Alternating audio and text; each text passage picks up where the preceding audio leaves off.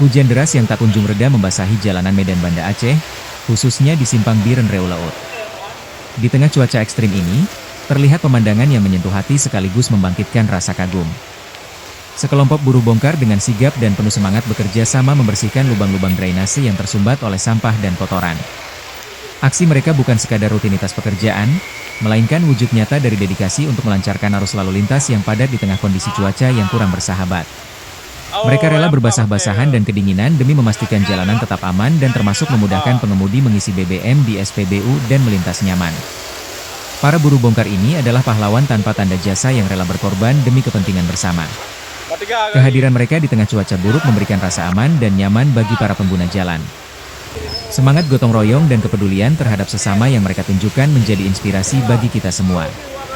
Mereka adalah contoh nyata bahwa dalam setiap kesulitan, selalu ada orang-orang baik yang siap membantu dan memberikan yang terbaik untuk orang lain.